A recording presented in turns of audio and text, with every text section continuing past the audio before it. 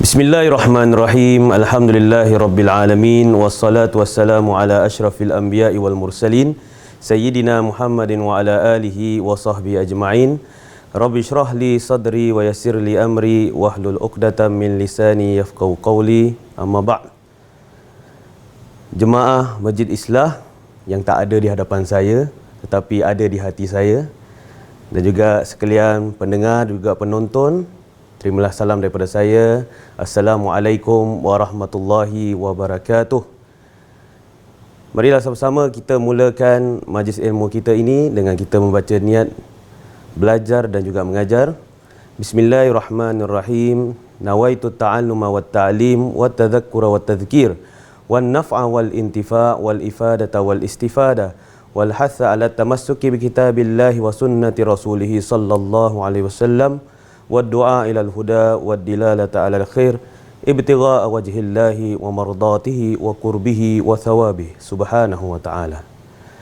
Alhamdulillah, segala puji bagi Allah Subhanahu wa taala yang telah memberikan kita segala nikmat, terutamanya nikmat kehidupan. Kita dapat bertemu lagi pada pagi ini selepas solat subuh. Kali ini pastinya anda solat subuh di rumah ataupun di tempat kerja. Dengan wabak penularan wabak yang berlaku sekarang ini, banyak sekatan-sekatan yang dilakukan untuk kebaikan kita bersama, insya-Allah. Dan sekatan ini saya tidak katakan sebagai sekatan lah. Ini satu ujian daripada Allah Subhanahu Wa Taala. Sama ada kita menerimanya dengan sabar ataupun kita merasa tidak senang dengan kehadiran ujian ini. Itu terpulang bagi diri kita, tapi sebaiknya segala ujian ini yang kita diterima daripada Allah SWT, kita mengambilnya dengan penuh kesabaran, dengan penuh keikhlasan kepada Allah SWT, kerana apa yang berlaku ini adalah kerana Allah SWT. Apa yang berlaku kerana Allah SWT. Hadirin dan hadirat yang dirahmati Allah SWT, di dalam masa sekarang ini, dengan kita melalui this outbreak penularan wabak ini, kita tidak dapat bertemu di dalam masjid seperti mana biasa pada hari Ahad. Saya selalunya membacakan kitab Bidayatul Hidayah karangan Imam Ghazali dan juga diterjemahkan oleh almarhum Al-Ustaz Osman Jantan. Dan juga pada pagi ini juga kita membawa satu topik yang berbeza seperti biasanya, iaitu berkesempurnaan dengan Isra' Mi'raj. Dan saya telah diamanahkan oleh pihak Masjid Islah untuk menyampaikan tajuk keberkatan waktu subuh atau keberkatan kita berpagi-pagian. Alhamdulillah, di pagi ini kita diberikan kehidupan oleh Allah Subhanahu Wa Taala. Dan yang pertama yang kita sebut bila kita bangun daripada tidur adalah Alhamdulillah. Alhamdulillahilladzi ahyana ba'dama amatana. Bersyukur kepada Allah Subhanahu Wa Taala. Segala puji bagi Allah Subhanahu Wa Taala yang telah menghidupkan kita setelah matinya kita. Mati kita singkat saja waktu tidur. Dan sebelum tidur tu pastinya kita mempunyai azam untuk hidup kembali pada keesokan harinya. Dengan apa? Dengan kita set alarm kita untuk esokkan harinya supaya kita dapat bangun. Sebaik-baiknya kalau kita dapat bangun sebelum fajar. Dan bila kita bangun sebelum fajar itu, kita dapat banyak keberkatan daripada Allah Subhanahu Wa Taala. Dengan seperti mana yang disabdakan oleh Rasul sallallahu alaihi wasallam, Allahumma barik li ummati fi bukuriha. Ya Allah, berkatilah umatku di dalam kesiang-siangan mereka. Bukan siang ikan, tapi bangun pagi, di waktu pagi. Berpagi-pagian mereka. Maknanya ada yang bangun sebelum subuh, jam 4 pagi. Allah terus memberikan keberkatan kepadanya. Dia pada awal yang mendapat keberkatan daripada Allah Subhanahu Wa Taala. Dan dengan kita berpagian-pagian ini, bila kita menyebut Alhamdulillah, ia menjadi pengikat ikatan bagi kita dengan Allah Subhanahu Wa Taala. Kerana apa? Yang pertama kita sebut ialah alhamdulillah. Alhamdulillah, segala puji bagi Allah Subhanahu Wa Taala. Bersyukur kepada Allah Subhanahu Wa Taala yang telah menghidupkan kita setelah kematiannya kita. Dan juga sebaik-baik penempuh kita untuk menuju akhirat ialah dengan kita kita bangun pagi, iaitu bangun sebelum fajar. Dan di waktu pagi juga kita memperbanyakkan berzikir kepada Allah SWT. Saya ingatkan ada 4 perkara yang sebaiknya kita lakukan daripada pagi yang kita sampai subuh kita sehingga ke syuruk kita, iaitu yang pertama dengan kita banyak berdoa kepada Allah Subhanahu Wa Taala. Kita doa dalam apa-apa jenis doa yang kita ingin minta kepada Allah Subhanahu Wa Taala. Antaranya doa kita kepada Allah Subhanahu Wa Taala dengan kejadian wabak sekarang ini, kita doakan doa kepada Allah Subhanahu Wa Taala untuk melindungi kita daripada segala penyakit ini. Terutama lindungi kita daripada COVID-19. Jadi dan doa untuk kesejahteraan diri kita, kesejahteraan ahli keluarga kita, kesejahteraan orang yang kita sayangi, dan semoga Allah memberkati kehidupan kita. Banyakkan berdoa kepada Allah SWT dalam berbagai jenis doa yang kita mampu, yang kita dah hafal. Tak semestinya dalam bahasa Arab, boleh juga kita berdoa kepada Allah SWT dalam bahasa ibunda kita sendiri. Dan yang kemudian yang kedua, banyakkan berzikir kepada Allah SWT. Seperti mana firman Allah SWT, Ya ayyuhalladzina amanu dzkurullaha dzikran katsira wasabbihuhu bukratan wa asila. Wahai orang yang beriman. Ini yang pertama dimulakan Allah SWT dengan wahai orang yang beriman. Orang yang beriman paling mudah, yang pertama beriman kepada Allah Subhanahu Wa Taala, beriman kepada malaikatnya, beriman kepada kitab-kitab Allah, beriman kepada Rasulnya, beriman kepada hari kiamat, yang paling penting beriman kepada qada dan qadar Allah Subhanahu Wa Taala. Sekarang kita menempuhi qada dan qadar Allah Subhanahu Wa Taala. Bagaimana kita pernah terfikir sebelum ini perkara-perkara seperti ini tidak terjadi kepada diri kita. Namun apa yang berlaku adalah qada daripada Allah Subhanahu Wa Taala. Dan kita teruskan berzikir, kita teruskan berdoa kepada Allah Subhanahu Wa Taala, dan dalam masa yang sama kita berusaha untuk menghindari daripada penyakit ini. Jadi usaha yang kita lakukan sekarang ini kita dah dapat lihat jelas daripada apa yang berlaku di negara kita dan juga seantera dunia. Maknanya secara global masalah ini berlaku, wabak ini berlaku, penyakit ini berlaku. Semua memohon perlindungan daripada Allah SWT, semua berusaha untuk menjauhkan diri daripada penyakit ini. Dan juga seterusnya,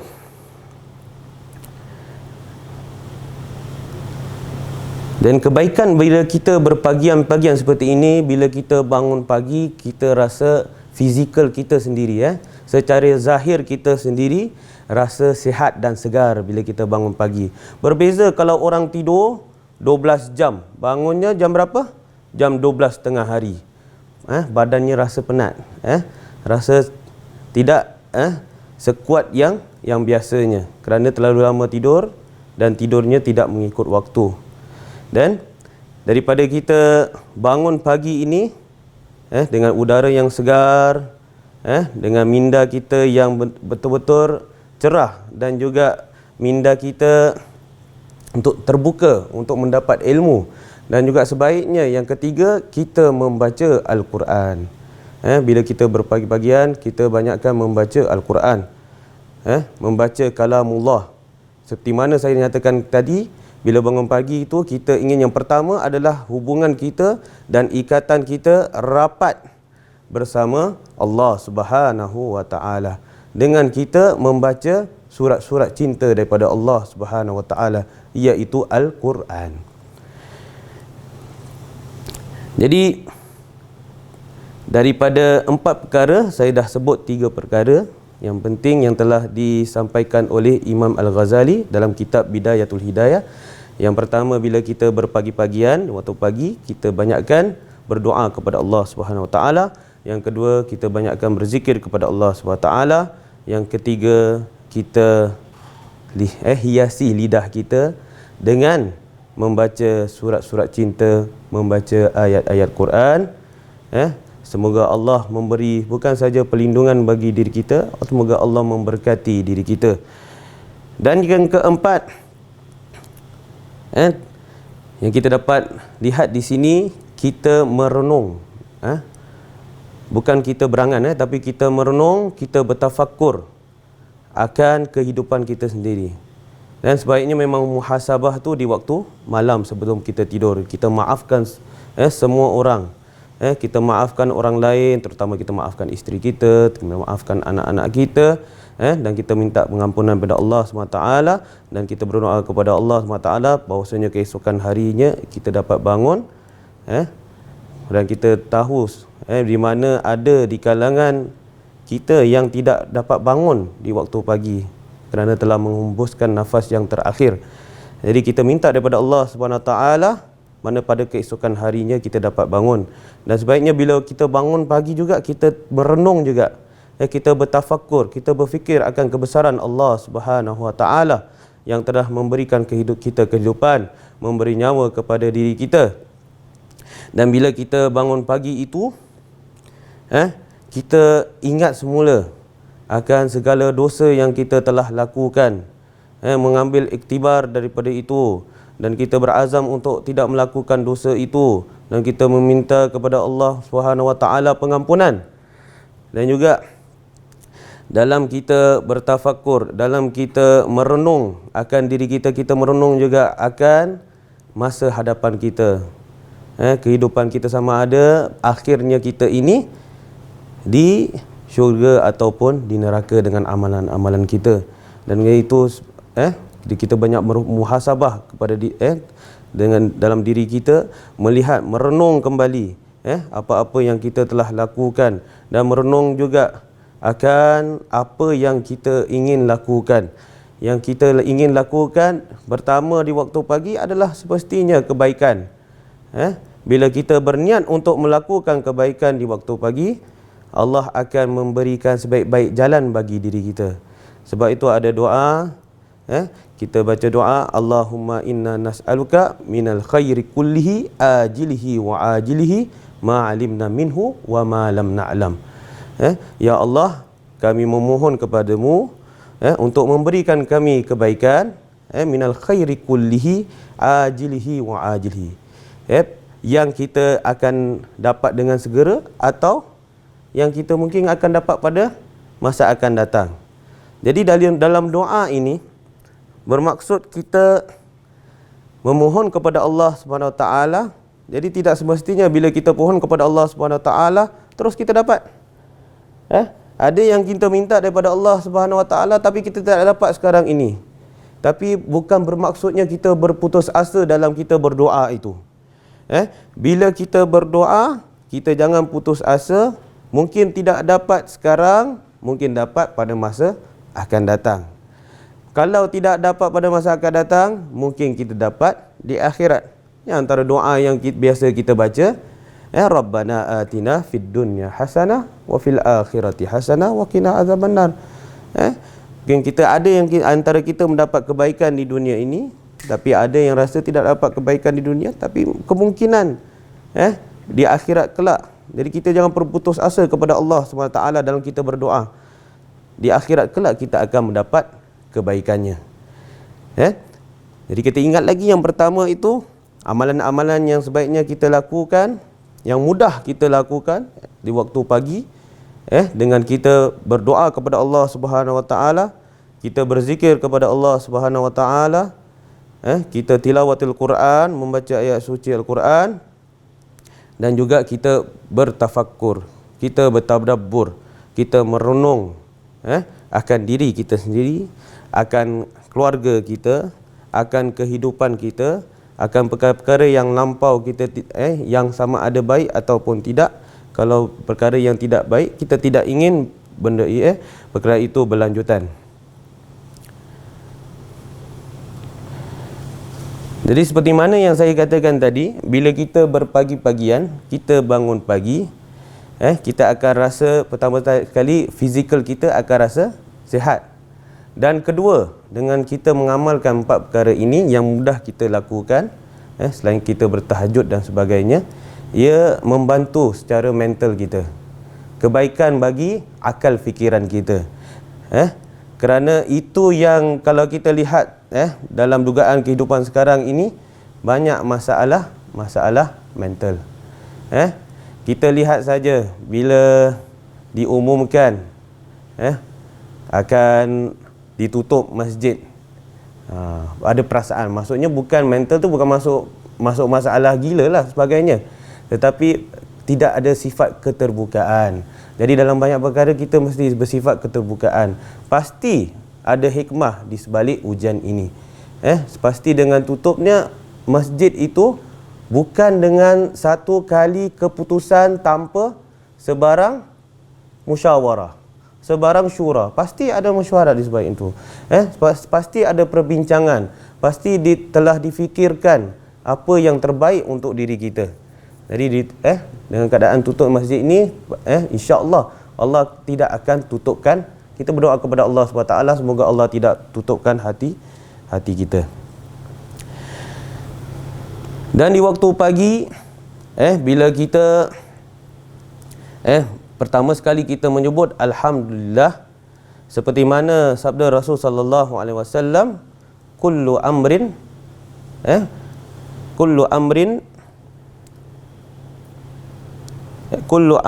fi balin, ataupun kullu amrin fi balin, atau kullu amrin fi balin lam yabda'u bihamdillah, ya lam yabda'u bilhamdulillahi fa huwa aqta. Setiap perkara yang tidak kita mulakan, setiap perkara yang baik yang kita tidak mulakan dengan alhamdulillah, maka ia akan terputus. Ataupun ada daripada satu hadis lagi, maknanya iaitu kullu kalamin lam yabda bi bismillah fa huwa aqta. Maknanya setiap kata-kata tu kalau tidak dimulakan dengan bismillah, ia akan terputus.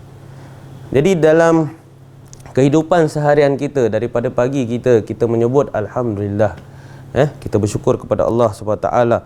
Kemudian kita melaksanakan solat berjemaah bersama ahli keluarga. Dalam keadaan sekarang bersama ahli keluarga lah, dan kita berdoa di masa akan datang kita dapat kembali semula ke masjid, insya-Allah. Yang terakhirnya pada 26 Mac, jadi kemudiannya insya-Allah kita doakan kita dapat kembali semula ke masjid untuk kita solat berjemaah, dan saya pula dapat berjumpa dengan anda semua insya-Allah pada setiap hari Ahad, pada selepas subuh kita berkuliah subuh. Jadi dalam kehidupan seharian kita, daripada kita mula-mula, maknanya bila kita bangun tidur kemudian kita masuk ke tandas, kita akan mulakan dengan Allahumma inni a'udzubika minal khubthi wal khaba'is, doa. Bismillahi Allahumma inni, dengan memulakan dengan bismillah. Bila keluar daripada tandas, selepas melaksanakan segala hajat kita membaca alhamdulillahilladzi alhamdulillahilladzi azhaba anil adza wa afani.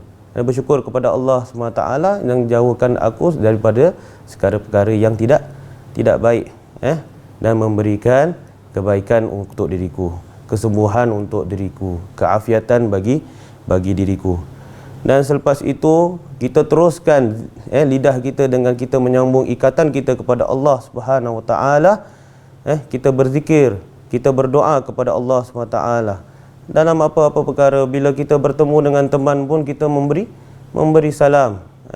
Dengan memberi salam tu maknanya kita mendoakan teman kita, dan kemudian teman kita itu membalas salam itu, dan beliau pun mendoakan kepada kita. Dan seterusnya seharian kita, bila kita memulakan pengajian kita ataupun kita memulakan pekerjaan kita, seperti mana yang tadi kita mulakan dengan niat untuk belajar dan juga mengajar. Tidak cukup niat tu bagi seorang yang belajar, tapi yang ingin mengajar pun sama juga. Pastinya niatnya hanyalah kerana Allah Subhanahu wa taala. Seperti mana niat yang saya baca tadi, nawaitu ta'alluma wa ta'lim, aku berniat untuk belajar dan juga mengajar, wa tadzakkura wa tazkir, dan memberikan peringatan dan mendapatkan peringatan dan memberikan peringatan. Dan kita masuk pada yang ketiganya daripada niat itu, wa tamassuku bi kitabillahi wa sunnati rasul sallallahu alaihi wasallam, dan berpegang kepada kitab Allah Subhanahu wa taala dan juga sunnah Rasul sallallahu alaihi wasallam. Wa du'a ilal huda, dan kita berdoa untuk mendapat hidayah daripada Allah Subhanahu wa taala. Itu yang tips-tips yang telah diberikan oleh Imam Al-Ghazali dalam kitab Bidayatul Hidayah. Nanti kita dapat bertemu lagi, kita dapat kupas lagi tentang kitab Bidayatul Hidayah. Bermaksud Bidayatul Hidayah adalah permulaan bagi hidayah. Jadi Imam Ghazali memberikan, daripada ijtihad memberikan bagaimana untuk mendapat hidayah daripada Allah Subhanahu Wa Taala. Kadang-kadang kita fikir dengan kita duduk, kita alih-alih dapat hidayah daripada Allah Subhanahu Wa Taala. Tapi perkara itu perlu kepada usaha. Kita sampai kita bertawakal juga sama juga dengan kita berusaha. Seperti mana yang dikatakan Rasul sallallahu alaihi wasallam, "Aqil hadza wa tawakkal." Bila mana ada seorang sahabat tu meninggalkan kudanya di luar, lalu kemudian masuk ke dalam masjid untuk solat. Selepas solat itu Rasul sallallahu alaihi wasallam tanya kepada sahabat itu, sama ada dikau telah mengikat kuda tu ataupun belum? Dia kata tidak. Aku bertawakal kepada Allah Subhanahu Wa Taala kerana aku membuat kebaikan. Aku masuk dalam masjid untuk beribadah. Tapi Rasul sallallahu alaihi wasallam berkata kepadanya, "Iqil hadza wa tawakkal." Ikatlah, sama ada kuda ataupun unta, saya lupa pula. Ikatlah kuda itu dan kemudian bertawakallah kepada Allah. Perkara perlu kepada usaha, dan insya-Allah kita berusaha. Wa du'a ila huda, memanggil orang kepada kebaikan dan memanggil orang kepada hidayah pada Allah Subhanahu wa taala. Wa dilalata 'alal khair, dan menunjukkan kepada orang akan kebaikan. Bukan menunjuk-nunjuk kebaikan, maksudnya menunjukkan ataupun memanggil orang kepada kebaikan. Dan kebaikan tu perlu ada role model untuk menunjukkan kita, untuk memberi kita gambaran bagaimana kebaikan itu. Termasuk bil kitabillahi wa sunnati rasulih sallallahu alaihi wasallam wa du'a ilal huda wa dilalatal khair ibtigha'a wajhillahi wa mardatihi wa qurbihi wa thawabihi. Maknanya meminta keridaan daripada Allah Subhanahu wa taala, dan juga meminta semoga kita dapat dekat dengan Allah Subhanahu wa taala. Dan semestinya dengan kita pagi-pagian. Dan jangan lupa bila kita pasang niat itu, bermaksudnya kita pasang niat untuk kita mendapatkan kebaikan daripada Allah Subhanahu wa taala. Jadi dengan cerita berpagi-pagian ni, di waktu pagi-pagi ini saya bagi satu cerita ni tentang kekuatan bismillah. Maknanya kalau kita berzikir tu, yang paling utama bila kita dapat bertasbih, kita dapat bertahmid, kita dapat bertahlil, dan kita dapat bertakbir kepada Allah Subhanahu taala. Itu menjadikan amalan kita setiap hari. Bertasbih iaitu subhanallah, bertahmid alhamdulillah, bertahlil wala ilaha illallah. Lepas tu yang terakhir kita bertakbir, wallahu akbar. Dan terakhir saya lupa, maksudnya kita berhauqalah, wala haula wala quwwata illa billahil aliyil azim. Subhanallah walhamdulillah wala ilaha illallah wallahu akbar. Kita amalkan, kita amalkan di waktu pagi hingga waktu petang. Dan sebaiknya di waktu pagi itu kita hindari, kita lindungi diri kita daripada segala perkara yang buruk, segala perkara yang tidak baik, dengan kita berzikir bismillahilladzi. Lihat, mulakan dengan bismillah. Maknanya seharian kita menyebut nama Allah Subhanahu wa taala agar ikatan kita dengan Allah Subhanahu wa taala semakin erat, setiap hari kita. Bismillahi la yadurru ma'asmihi syai'un fil ardi wala fis sama' wa huwas samiul alim. Bismillahi, dengan nama Allah, la yadurru ma'asmihi syai'un, tidak ada kemudaratan akan datang pada diri dengan nama Allah Subhanahu wa taala. Daripada la yadurru ma'asmihi syai'un fil ardi, di bumi, dan juga wa fis sama', dan juga di langit. Dan bila kita membaca zikir ini, Bismillahilladzi la yadurru ma'asmihi syai'un fil ardi wala fis sama' wa huwas samiul alim 3 kali di waktu pagi, Allah akan melindungi kita daripada waktu pagi sehingga ke waktu petang. Ini selalu kita dengarkan pagi-pagi firman dan sabda selepas subuh. Ini bagus. Kalau sebelum subuh tu kita dapat banyak dengar nasyid. Bagus juga kalau buka radio lah. Buka radio tu ada nasyid. Sebelum subuh lah biasanya kan. Sebelum subuh ada nasyid, ada tazkirah, dan juga ada zikir. Lepas kemudian azan subuh, selepas subuh kita akan mendengar tazkirah, dan antara yang diselitkan adalah tentang hadis ini mengenai bacaan Bismillahilladzi la yadurru ma'asmihi syai'un fil ardi wala fis sama' wa huwas samiul alim. Sebanyak 3 kali Allah melindungi kita daripada pagi hingga ke petang. Dan bila kita membaca di waktu petang, Bismillahilladzi la yadurru ma'asmihi syai'un fil ardi wala fis sama' wa huwas samiul alim, Allah akan melindungi kita daripada waktu petang sehingga ke waktu pagi. Dan terakhir sekali, yang sebaik-baik kita dapat lakukan di masa ini dengan kita bersolat jemaah.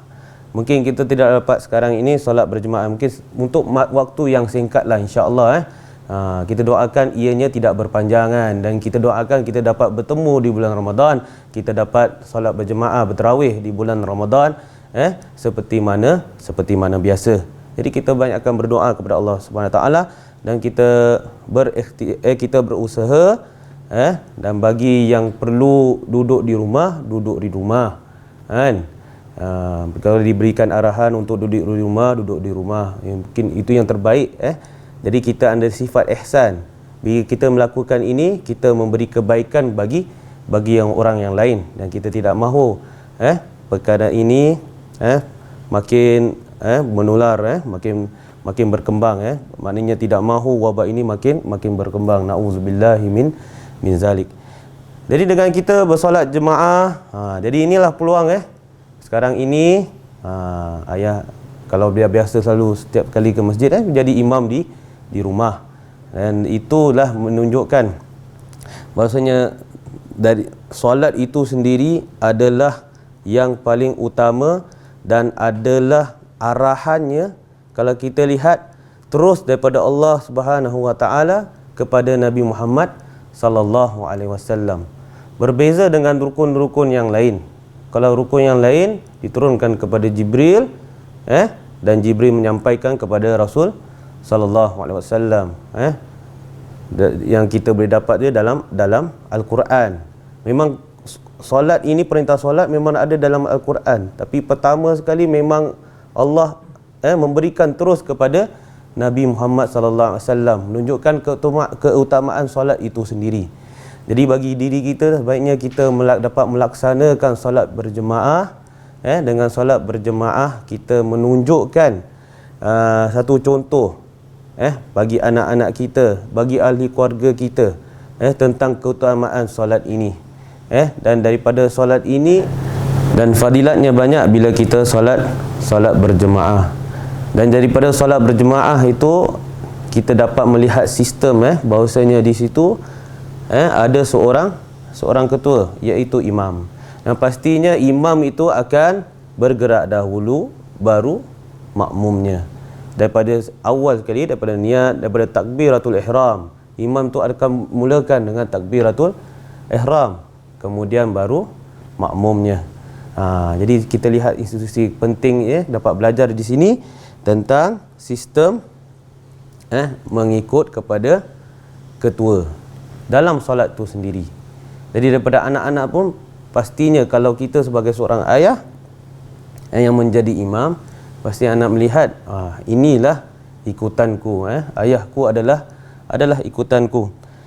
Dan jadi selalu saya Kalau di sekolah saya ingatkan pelajar tentang kepentingan solat berjemaah.